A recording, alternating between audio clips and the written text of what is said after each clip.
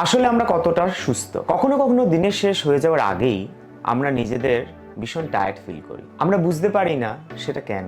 তখন আমাদের মনে হয় যে আমাদের ঘরের বিছানাটাই হচ্ছে আমাদের সবথেকে প্রিয় জিনিস। এই যে ইনঅ্যাক্টিভনেস, নিজেদেরকে টায়ার্ড ফিল করা, এটার পেছনে কিন্তু অনেক কারণ আছে। তো সেই কারণটা খুঁজে বার করাটা কিন্তু আমাদের ভীষণ দরকার। বুঝতে পারি যে কোথাও একটা প্রবলেম আছে, বাট বুঝতে পারি না অ্যাকচুয়ালি প্রবলেমটা কোথায়। নিজের শরীরকে আমরা কতটা জানি, নিজের ক্যাপাসিটি অনুযায়ী কাজ করতে পারছি কিনা সেটা যাচাই করলেই আমরা জানতে পারবো যে আমরা কি সুস্থ, আমরা কি অ্যাক্টিভ, আমরা কি একটা সুন্দর লাইফস্টাইল লিড করছি। ফিটনেস মানেই শুধু জিমে যাওয়া আর প্রচুর সাপ্লিমেন্ট অ্যান্ড আদার ইমপ্লিমেন্টেশনস নয়।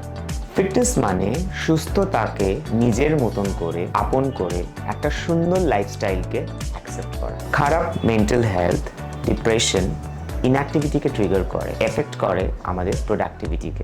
অনেক কিছু আমাদের জীবনে ইম্পর্ট্যান্ট, সেগুলোতে সবসময় আমরা পার্টিসিপেট করতে পারি না। তার কারণ হচ্ছে আমরা সবসময় এই অ্যাক্টিভিটি লেভেল যেটা সেটাকে ধরে রাখতে পারি। তার জন্য আমাদের আরো এফেক্ট পড়ে মেন্টাল হেলথের ওপর।